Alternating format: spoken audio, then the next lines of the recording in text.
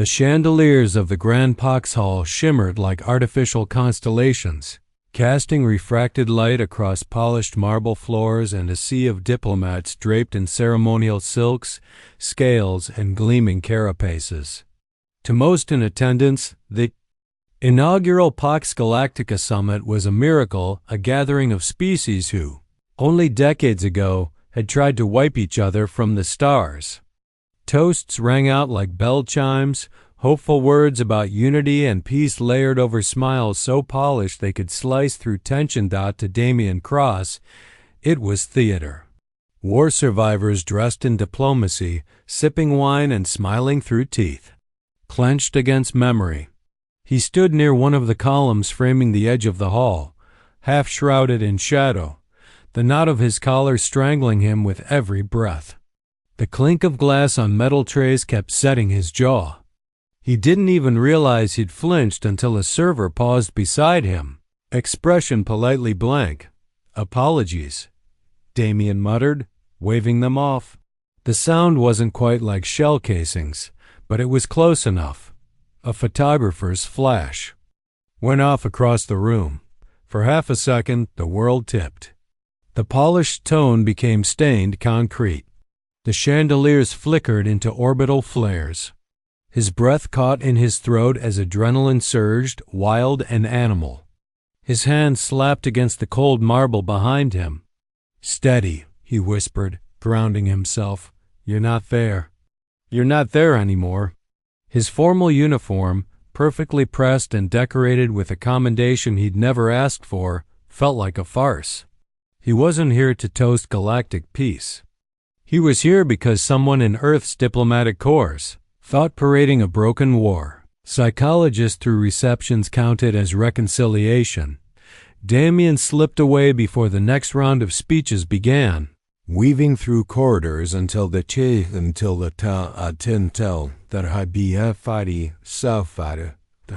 sound of pretension faded. Every space station, no matter how regal, had its shadows. He found his sanctuary 3 decks down a bar dimly lit and far too honest for politics. Something strong. He told the bartender, a 6-limbed synth with polished chrome plating and glowing ocular lenses. Human neurochemistry responds efficiently to ethanol-based compounds, it replied. Do you prefer taste or effect? Efficiency, Damian said without hesitation. Definitely efficiency. 3 drinks in, the weight behind his eyes eased. He found a booth where shadows softened the edges of memory. Junior staff trickled in, laughing, shedding protocol like it was armor. The 4th drink came in a cup unlike the rest, tall, tapered, and textured like smooth stone. Strange symbols lined its surface, their edges glowing faintly under the ambient light. Fancy, Damian muttered. He ran a finger along the carvings, the patterns curving like vines or maybe chains. Something about them felt familiar, almost rhythmic. Without thinking, he sounded out the shapes under his breath. Saraka Malander, he mumbled. A faint pulse flared through his chest. He blinked, shook his head, and raised the cup for another sip only to feel a sudden spike of cold wind. Though the air in the bar hadn't changed, she arrived like a blade unsheathed. Saraka stepped through the doorway with the precision of a battlefield veteran. Her uniform looked diplomatic, but her presence screamed command. Gray-blue skin gleamed faintly under the lights. Pale scars marked her arms in symmetrical lines that matched the symbols on the cup still in Damian's hand.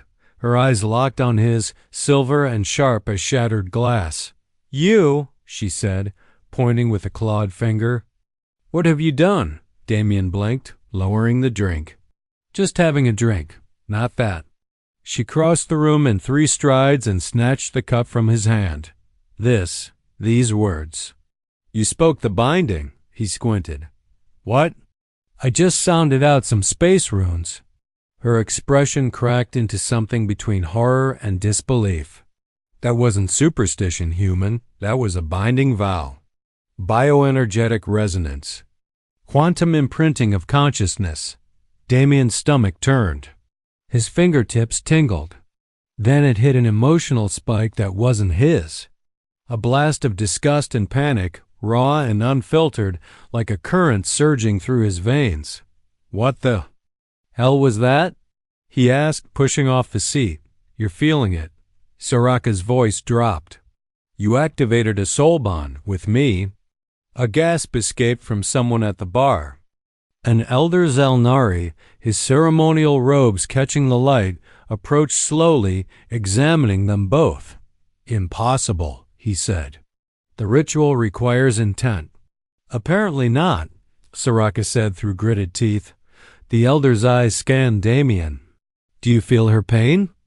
Damian opened his mouth to deny it, only for his gut to twist again with a sharp spike of controlled rage and shame that wasn't his own. "Yes," he whispered. "The soulbond was made for warriors," the elder explained gently. "To share pain, to heal through unity. It cannot be undone." Damian felt the blood drain from his face. "You mean ... for how long?" "The traditional vow says, for life." Saraka turned away, but her pain slammed into him like a wave. Anger, fear, frustration, years of stoicism cracking. "I don't do entanglements," she snapped. "Yeah? Well, I didn't mean to." "Swear myself into psychic marriage either," he muttered, rubbing his eyes. The elder stepped back. "You must remain near each other.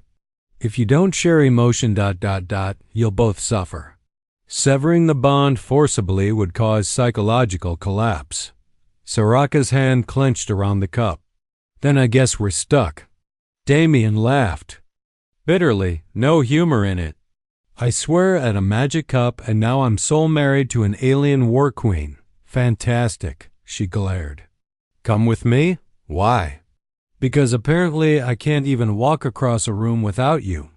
Damian followed, the cursed cup still warm in his hand. Behind them, in the shadows of the bar, the runes glowed faintly, almost smugly. They said proximity was necessary. That was the Zalnari, medical team's polite way of saying you're now emotionally welded together like two bugs under a magnifying glass. So good luck, human. Apparently, soul bonds had ... side effects. Neural feedback, emotional echo, psychic bleeding. One good spike of trauma and they'd both be curled up on the floor like overloaded circuits.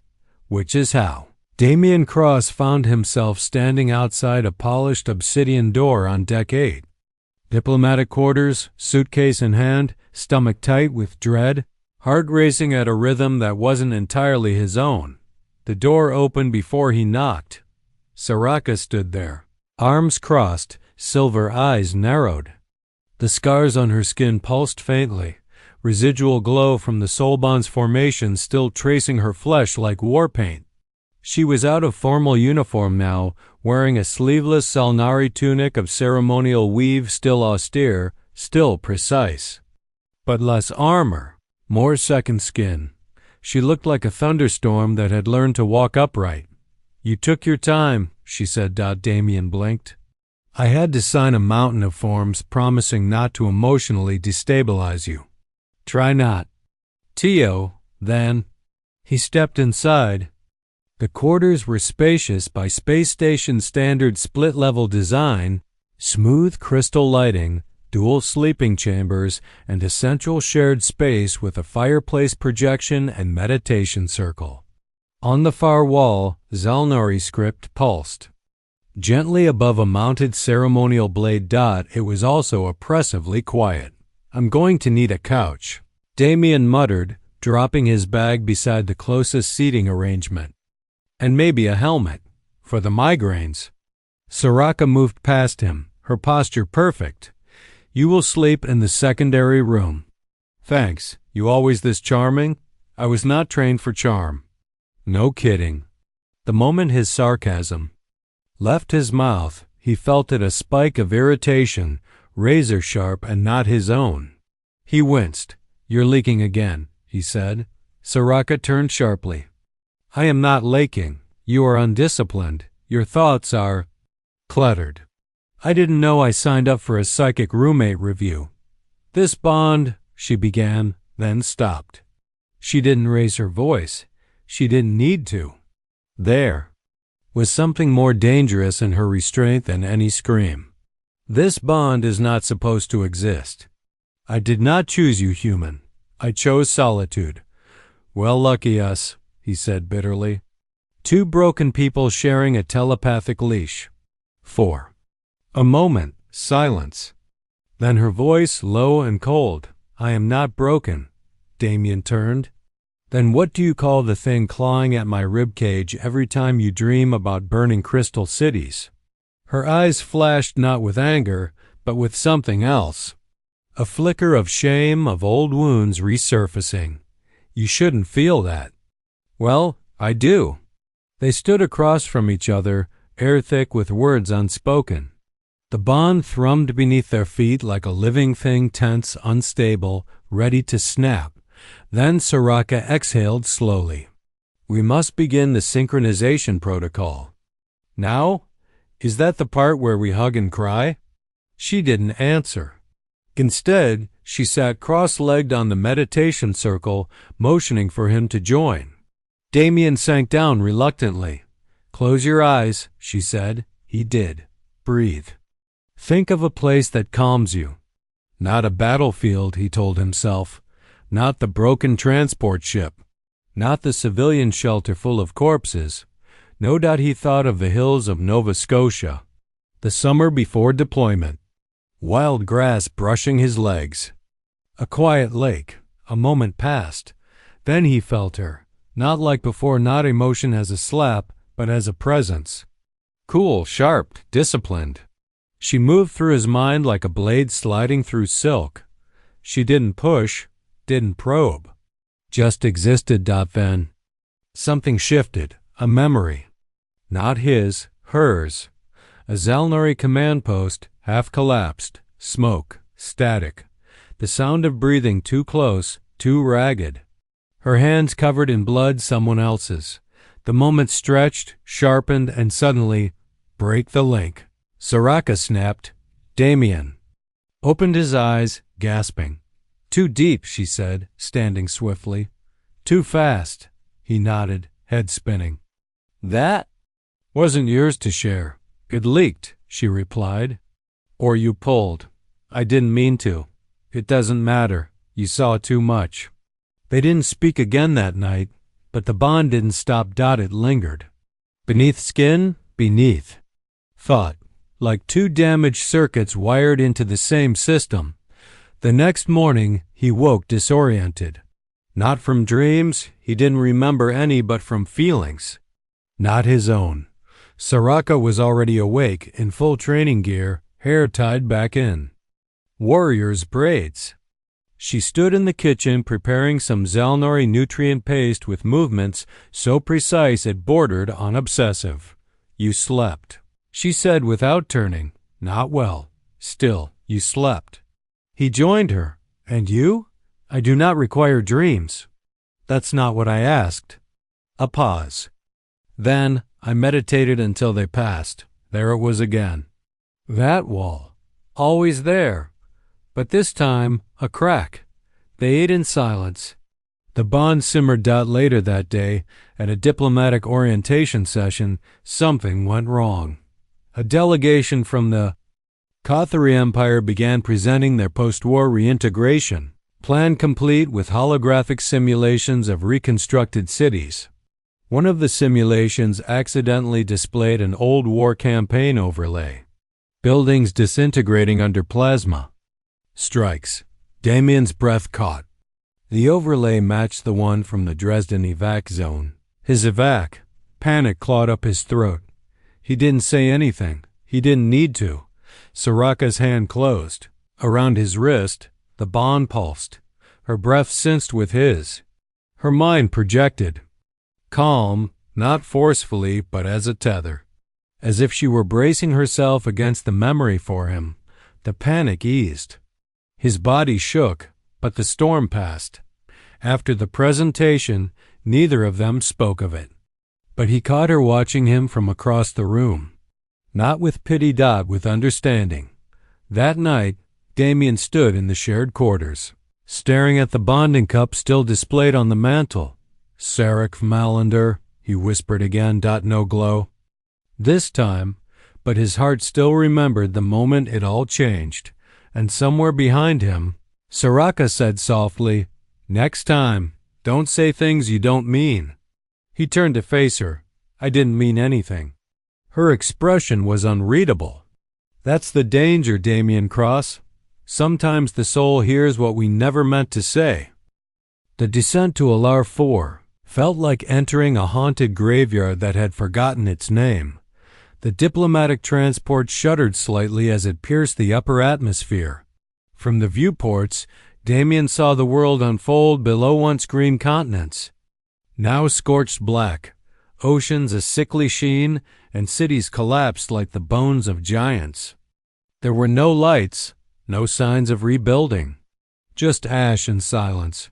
"You've seen war zones," the mission commander had said, flicking through holographic images, but not like this one. Damian hadn't believed him. Now he did. Saraka stood at the rear of the shuttle, silent as the vessel settled onto cracked concrete where a spaceport had once stood. Around them, a half-dozen other delegates murmured among themselves, scientists, diplomats, observers from various galactic powers. Most wore breathing masks. Saraka didn't. Damian only wore his because his human lungs weren't built to process the particles in the air particles that, according to the Zalnari, still carried memory. The hatch opened with a hiss. The wind hit like a whisper of the dead. It carried no scent, no warmth. Just the metallic tang of abandoned weapons and soil that had absorbed too much grief. The landing site had been pre-cleared by drones, but even so, every step felt wrong. Every structure they passed sagged inward, buildings melted and fossilized. Mid-collapse. Shattered signs in a dozen alien languages still hung from crumbling walls. Damian scanned his environment, datapad in hand, logging the remnants of a neighborhood long forgotten. Saraka moved beside him, her steps precise but slower than usual, as if every footfall risked waking something. They reached a wide plaza that might once have been a park. Twisted remnants of play structures jutted from the ground like broken teeth. Trees were blackened skeletons. In the center, the remains of a community hall loomed, its roof half collapsed, windows shattered into glittering shards. Then a sound, faint, high-pitched, keening. Saraka's head snapped up, her pupils narrowed. "Do you hear that?" Damian paused. At first, he thought it was the wind. But then it rose again, clear and layered a song, not mechanical, not electronic. Something alive. Beautiful and tragic all at once. "It's coming from inside," he said quietly. They approached the ruined building, Saraka's hand hovering near the ceremonial blade she wore in lieu of formal weaponry. The melody grew clearer as they stepped. Through a shattered doorway, delicate harmonics, each note laced with impossible sorrow. Light filtered through holes in the ceiling, illuminating the interior in pale shafts. And in that fractured light, they saw them. Children. Or things that had once been children, thin-limbed with skin stretched taut over fragile bones. Their eyes glowed faintly, oversized and liquid dark. They moved in slow circles as they sang, weaving between the rubble like ghosts retracing familiar steps. Ash clung to their bodies like clothing, forming shapes runes, Damian realized, matching the markings from the Soulbond cup. "What are they?" he whispered. Saraka's voice was low. "Survivors, changed, adapted." A child turned toward them, head tilted like a curious bird. Its face was ageless, part innocence, part ancient ache. It didn't run, didn't hide. "Hello," Damian said gently, stepping into the light. "We're not here to hurt you." Behind him, he felt Saraka's wariness spike through the bond. The child blinked slowly. "No one helps," it said. voice delicate and clear. Damian crouched, mindful not to approach too fast. "What's your name?"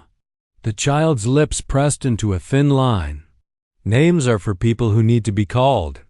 A dozen more emerged from the shadows, forming a circle around them. They kept singing, soft and strange. The resonance made the walls hum. It wasn't just sound, it was energy. The song wasn't for entertainment. It was survival. "They sing to remember," Saraka murmured, "to keep from forgetting." "Forget what?" She didn't answer. But her hand dropped from her blade. A small, pale girl stood apart from the others, thinner, quieter, eyes nearly colorless. Unlike the others, she did not sing. She simply watched them, her gaze flicking between Damian and Saraka, then down to the faint symbols on Saraka's collarbone. Damian felt something shift in the air, like pressure building behind glass. "These markings," he said slowly, pointing to the child's ash-covered arms. "They look like the runes on the bonding cup." Saraka stepped forward. "Where did you learn those patterns?" The child tilted its head again. "We didn't learn. They came with the voices." "What voices?" Damian asked. The girl spoke, quiet but with finality. "The ones who didn't survive, the ones who stayed. They're still here." Damian's spine went cold. He felt Saraka's pulse spike in tandem with his. "Show us," she said. The children parted without speaking. They led them deeper into the ruins, down crumbling stairs into a lower level untouched by drone surveys. Here, the air was colder, older. The song grew fainter, but the feeling grew worse. Like something below had been waiting. The children stopped at the edge of a wide chamber where the shadows were wrong. They moved too fluidly. They gathered at the edges of light, whispering without sound. And in those shadow shapes, humanoid but incomplete, as if made of torn memories and grief stitched together with darkness, the pale girl stepped forward. "They are the hollow choirs," she said. "The ones who couldn't forget, who fed on sorrow until they became it." The darkness stirred, responding to her voice. "They know you," she said, looking directly at Damian, then to Saraka. "They know your pain." Damian staggered back as a wave of cold crashed into his mind, his worst memory flooding his senses unbidden. The screams, the children, the fire, the smell of melting plastic and flesh. He collapsed to his knees, gasping. Beside him, Saraka fell as well, face pale, eyes wild. Her ambush. Her comrades. Their screams. The choirs fed on it. Double quotes get . "Out!" Saraka growled, eyes flashing. She stood, trembling, forcing breath through her lungs. Damian rose beside her, bracing on her shoulder. Their bond pulsed hot, unstable, but together they pushed back. Their minds became anchors for each other. Reality reasserted itself. The choirs halted. Not defeated, but confused. Why did they stop? Damian asked, breathing hard. The pale girl looked at them, and for the first time, there was something like hope in her voice. "Because you didn't let the pain control you. They don't understand that." The choirs began to retreat, curling into corners. Not gone, not yet. But, waiting. Damian looked at Saraka. Her eyes were steel. Her mind was fire. "We have to protect these children," he said. She nodded. "And keep those things from ever spreading." Above them, the ruined planet breathed. And far below, in the dark, the hollow choirs listened. The ruins of Alar 4 weren't empty. They were listening. Since encountering the children and the shadowy remnants called the hollow choirs, Damian hadn't slept more than an hour at a time. Not because of the nightmares, though those came like clockwork, but because even in his dreams he could hear the choirs. They didn't speak. They echoed. Every painful memory he'd buried, every name he couldn't forget, Every second of frozen indecision during the Dresden evacuation, he heard them all, refracted in their whispers. As if the choirs didn't feed on pain itself, but on its resonance, the frequencies that grief left behind in the body. And somehow, through the Soulbond, Saraka heard them too. "You didn't wake me," she said that morning, her tone more accusation than concern. She stood beside him in the half-repaired main chamber, her silver eyes faintly lined with exhaustion. "You were meditating," Damian replied, rubbing his temples. "I figured if one of us got some peace, the universe wouldn't implode." She folded her arms. "You're shielding, only a little." "Stop. It creates instability. You're suppressing your emotional signal, and it causes bond oscillation. You know this." Damian snorted. "Is that the medical explanation for psychic migraines? I will not repeat myself." He turned away. Her sharpness wasn't cruelty, it was discipline honed from years of command. But it still grated. It was easier when she stayed cold. It gave him something solid to push against. Lately, though, she'd started to crack small gestures, flashes of empathy. It made everything messier.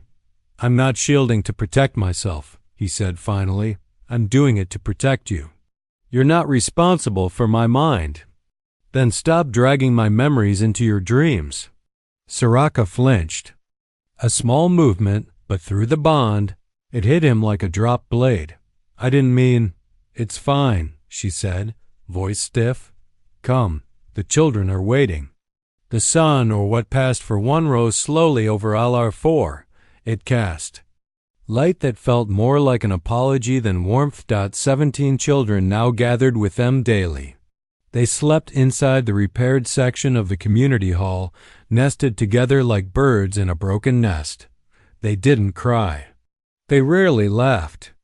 But they sang, and the songs kept the hollow choirs at bay. Barely. Lyra, the pale girl who never sang, sat apart from the others that morning, staring into the darkness beyond the boundary of their safe zone. She had not spoken since the choirs appeared. Not a word. Just those large, haunted eyes watching something the rest couldn't see. "She's changed," Saraka observed. "Since the last resonance event, she's always been different. She's resisting the bond network." Damian looked up sharply. "What do you mean?" Saraka exhaled.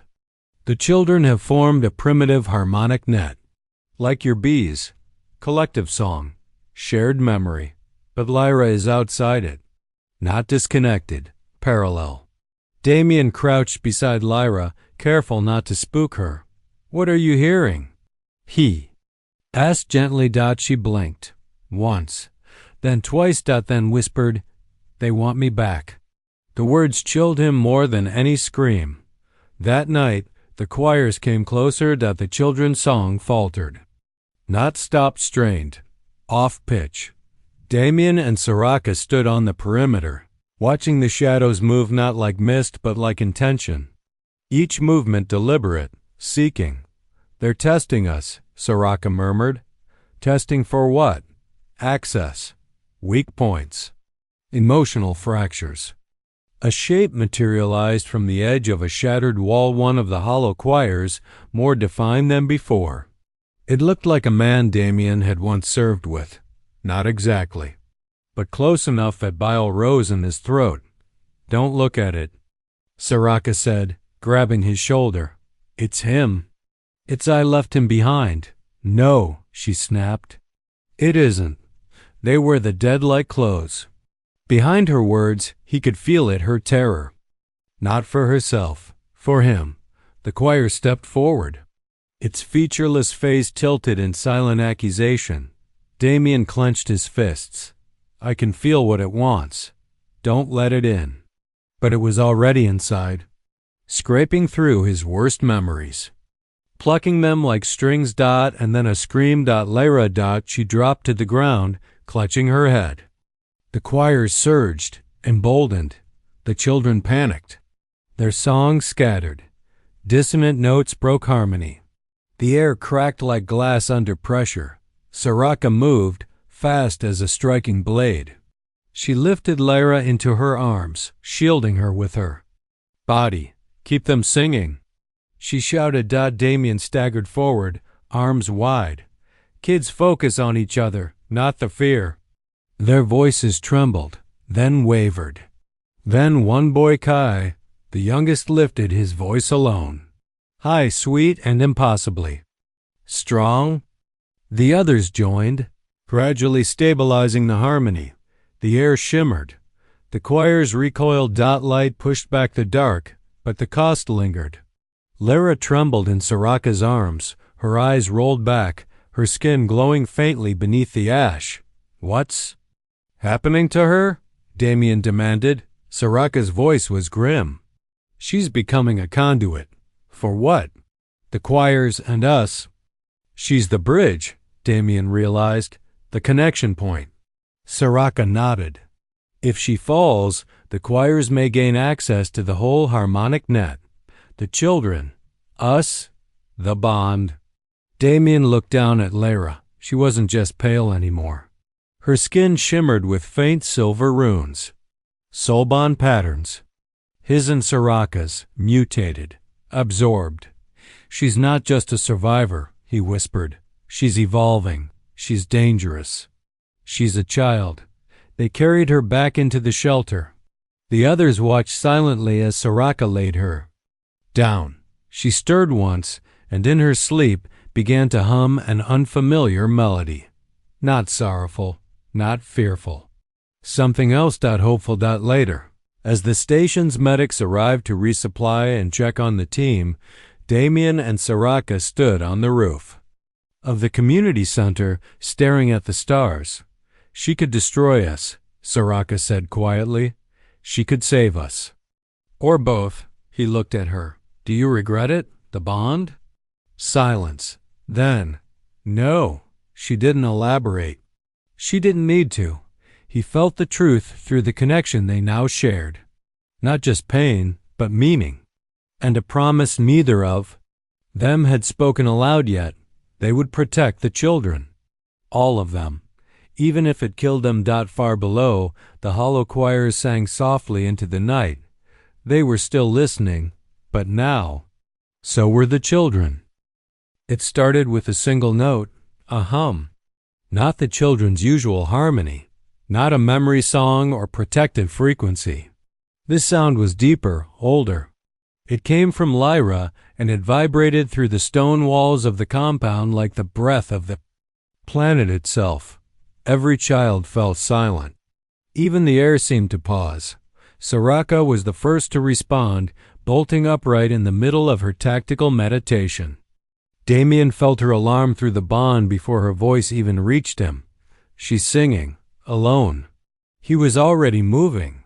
The song grew louder as he sprinted into the main chamber. Lyra stood in the center of the floor, barefoot, ash falling from her limbs like shedding skin. Her eyes were open, glowing silver, not reflecting light, but emitting it. The runes on her arms pulsed in sequence with her voice, cascading patterns that rippled out from her skin into the air, forming visible frequencies. The room began to change, not physically at first, but perceptually. The walls blurred. Shadows twisted away. Stone glimmered faintly with refracted color. The other children stood in a half circle, mesmerized and afraid. Saraka arrived seconds later, eyes already scanning for threats, hands close to the hilt of her blade. "She's syncing with the choirs," she said, low and urgent. Damian shook his head. "No, they're syncing with her." Because outside the building, from the depths of the shattered city, came an answering call. It wasn't the hollow scream they'd heard before. Not despair. A reply. Hesitant, dissonant, but curious. "They're not attacking," Saraka said, narrowing her gaze. "They're listening," Damian breathed. Lyra's voice rose, and her feet lifted from the floor. Just a few inches. "But enough. Get her down," Saraka said. "No, wait." "Damian, I've heard this tone before, during the bonding. That resonance. She's accessing the same harmonic structure the ritual activated. She's not just a conduit, she's a transmitter. Saraka's lips tightened. If she breaches that frequency too fast, her mind could fracture, he finished. Or ours. The bond between him and Saraka flared hot and wild emotion, memory, intuition, and fear all at once. But now, there was something new threading through it. Not just a link between two minds. Something wider, expanding. Lyra was pulling them. All into resonance. Then the choirs arrived. No longer shadows slinking through ruins. They moved like ink and water, purposeful and coherent. 30, 40, more. They surrounded the community center, but made no attempt to cross the barrier of light spilling from Lyra's aura. Damian felt the air hum like a heartbeat. They're waiting. Saraka whispered. For what? For a decision. New voice joined the song.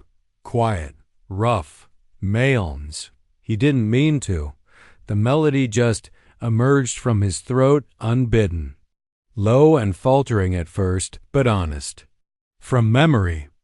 A tune his sister used to sing to him after their father died. Something human. Something gentle. The choirs shuddered. And then Saraka stepped forward and sang. Not words. Not even melody as humans understood it. But intention shaped into resonance. A warrior's lament, drawn from Zalnari funerary rites, twisted into something kinder. Something unarmored. Lyra lifted higher, eyes glowing bright as moons. The children joined them, one by one. All 17. The song became a weave, each voice a thread raw and beautiful. Discord gave way to harmony, and the choirs began to change. Not vanished. Transformed. The humanoid shadows flickered with light, as if something inside them had remembered what it meant to be alive. Their limbs solidified briefly, flickering images of who they had once been. A Zalnari scout. A Kathari healer. A human engineer. Faces twisted by anguish, now held in a lattice of sound and light. Damian felt the bond strain then widen. No longer just between him and Saraka. Lyra had opened it. He could feel every child, every memory, every fracture. It should have been unbearable.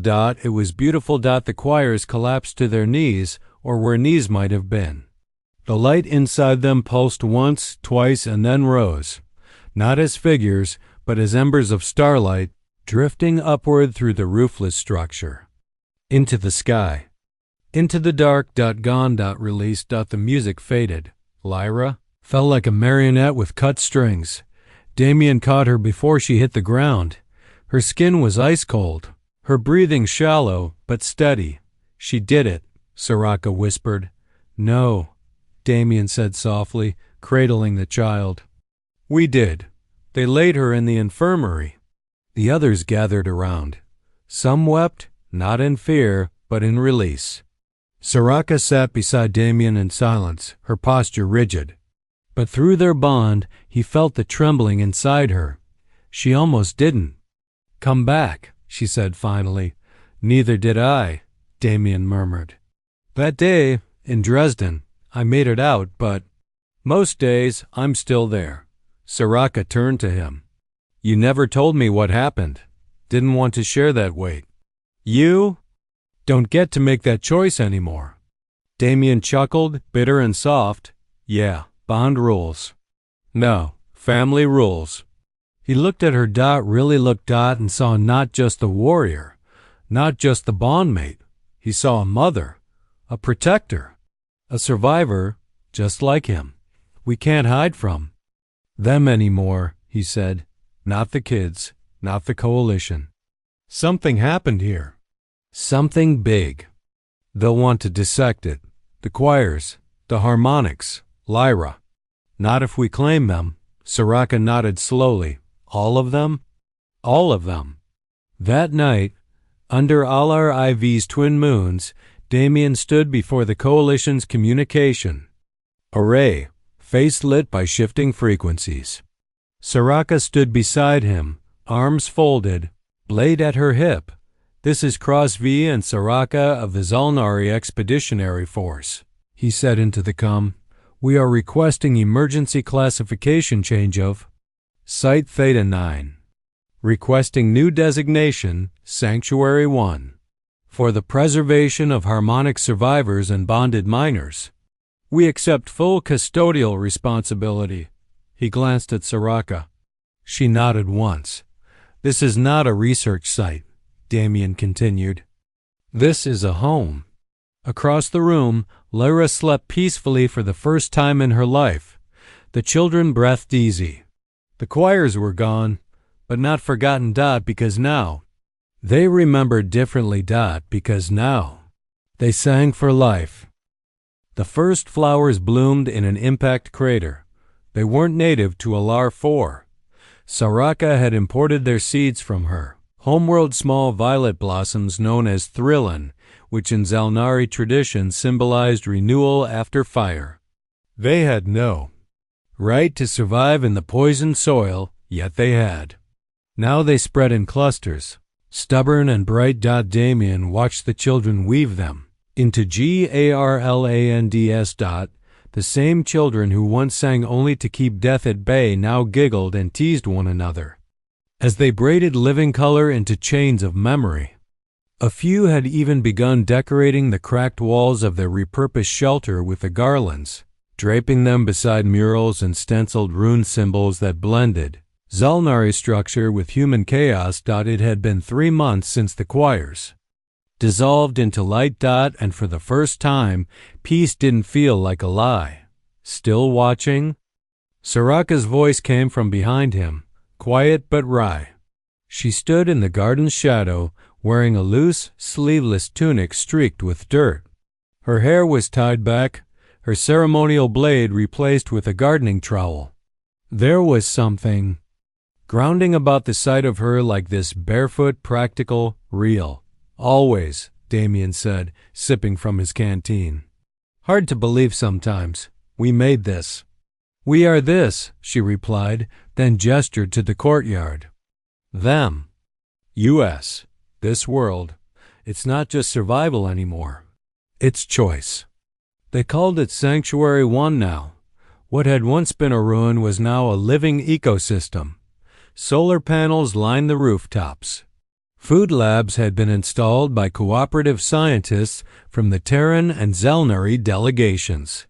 A new filtration system extracted clean water from contaminated aquifers. The children had learned to cook, to paint, to build skills most of them should have learned before war took everything from them. But peace was not without pressure. Every 90 days, the Coalition Inspection Council returned. They never called. Get that, of course. It was a welfare audit or adaptive status review. But everyone knew what it meant. Will we be allowed to stay? Or will they take the children? Damian hated the way the inspectors looked at Lyra, clinical, curious, calculating. She didn't sing anymore, at least not in front of them. Not since the last resonance surge, when she'd projected harmonics strong enough to shut down an orbital drone from 500 kilometers away. She's a tactical anomaly, one inspector had whispered behind a datapad, a strategic resource. She's a child, Saraka had snapped, voice cold enough to freeze oxygen. Now, as the shuttle descended once more, casting its long shadow across the fields of flowers and solar mirrors, Damian stood beside Saraka, watching it arrive. Through there. Bond, he felt her tension like a distant thunder. Not fear, readiness. The hatch opened. 3 officials stepped out, 1 human, 1 Zalnari, and 1 Arcturan, with polished shell plating and blinking ocular sensors. Damian knew all their names. He also knew none of them had ever set foot in an active war zone. Their leader, a human named Director Malloran, greeted them with a plastisteel smile. Director Cross, Commander Saraka. It's good to see the project thriving. Damian didn't smile. It's not a project, it's a home. Of course, Malloran said smoothly, already scanning the settlement with his wrist-mounted drone. We're here to confirm continued compliance. Biofeedback scans, harmonic sampling, educational reviews, and genetic drift reports. The usual. No one gets tested without consent, Saraka said. Malloran's smile didn't break. Consent is implied under Coalition Protective Custodianship Protocol. I am their guardian, Saraka interrupted. You'll have it when I give it. Malloran's archer and aide blinked once, registering the tension. Perhaps we can start with environmental metrics. The next 2 hours passed in measured tension. The inspectors tested soil, scanned murals, interviewed children. Damian watched Lyra from a distance. She answered questions with calm precision, but he saw it in her posture, the walls going back. Up, the quiet retraction of light. When asked about her resonance abilities, she simply said, I don't sing anymore. Technically true. But the bond between her and the others hadn't diminished, it had deepened. Sometimes at night, Damian could feel them humming in their sleep. The harmonics no longer merely echoed pain or defense. They resonated emotions, shared like breath. Then Malloran asked the question Damian had feared. Has there been another surge event? He didn't look at Lyra. He looked at Saraka. We've observed no aggression or instability, she said. Carefully. No cause for intervention. But if the choirs return, they won't, Lyra said. Cutting across the conversation, everyone turned. She stood in the center of the courtyard, hands at her sides, her voice flat but clear. They left because we let them. We remembered them. That's all they wanted. Malloran tilted his head. And if something else comes, Lyra didn't flinch. Then we'll remember that too. That night, after the inspectors left, Damian sat on the roof of the sleeping quarters, legs dangling off the edge. Saraka joined him a moment later, carrying 2 mugs of spiced root tea. They'll be back, she said, settling beside him. I know. With more questions, more conditions. Let them. We're not going anywhere. Below them, the courtyard glowed with soft lamps. The children were gathered around the fire pit. Kai was telling a story. Lyra corrected him when he exaggerated. The others laughed. You think this will last? She asked. He looked at her. You didn't, he said. Before. You never thought you'd be here. No. I thought I'd die with a blade in my hand. Alone. Damian took her hand. The gesture now second nature. You still have the blade. But now you have something to protect. She turned, expression softening. So do you? He exhaled. I used to think I was a ghost, that I left the real me back there in Dresden, buried with the people I couldn't save. And now? Now I think? Maybe ghosts aren't people who died. Maybe they're people who never let themselves live. Her hand tightened in his. They sat in silence, until Lyra's voice rose softly from below, clear and light. A song not of protection or warning, but of welcome. The other children joined her. The harmonics lifted into the air, catching on the wind, stirring the stars. The runes on Saraka's skin glowed faintly. The bond thrummed like a heartbeat shared by many. And somewhere in the dark sky above Alar 4, listening satellites caught traces of the song, but could not understand it. Only those who had been broken could. The sky broke at dawn. Not with color, but with metal. Damian was in the greenhouse when the alert klaxon screamed, a piercing tone none of them had ever heard before. He dropped the irrigation tool and sprinted outside, heart already pounding. With dread through the Soulbond, Saraka was running toward him, voice sharp in his mind. They're not inspectors. High above Alar 4, 3 ships emerged from silent orbit, black, angular, heavily armed. Their hulls bore no coalition insignia, unregistered war forms, Saraka spat, scanning the tactical feed. Stealth entries. No prior declaration. Mercenaries, or worse, private contractors deployed by coalition hardliners who feared Sanctuary 1's unregulated resonance field might become a threat. No evidence. No warning. Just containment. Objective? Damian asked, his voice cold. They're not here to negotiate. They came fast. Drop pods hit the ground with thunderclaps, kicking up ash and fractured stone. Armored figures emerged silent, faceless, equipped with resonance dampeners and neural suppression tech. Not just soldiers. Null operatives, trained to dismantle harmonic links. To erase bonds. Damian barely got the children to the underground safe chamber before the perimeter breach. Saraka met him in the command vestibule, her armor already engaged, silver blade glowing with ancestral light. They mean to take the children, she said, calm but deadly. Damian stared at the surveillance feeds movement near the outer walls. Interference crawling across the cameras. Or eliminate them, he said bitterly. Treat them like viral anomalies. Like the choirs. Saraka didn't answer. She didn't have to. They'd always known this day might come, but not like this. Not after hope had begun to take root. The first wave hit hard. Null. Operatives deployed suppression fields that made the air itself ache. Saraka moved like a myth. Through the chaos, her blade a blur, her form wreathed in white-blue light as she disrupted dampener fields one by one. Damian used localized resonance emitters to counterpulse the enemy frequencies, buying time and space. But there were too many. A flash. A burst. A scream. Kai was pinned beneath debris. Damian rushed, lifting it with a strength born of desperation. He cradled the boy, who looked up at him with wide, tear-filled eyes. Are they going to take us? He whispered. No, Damian said. They're going to hear us.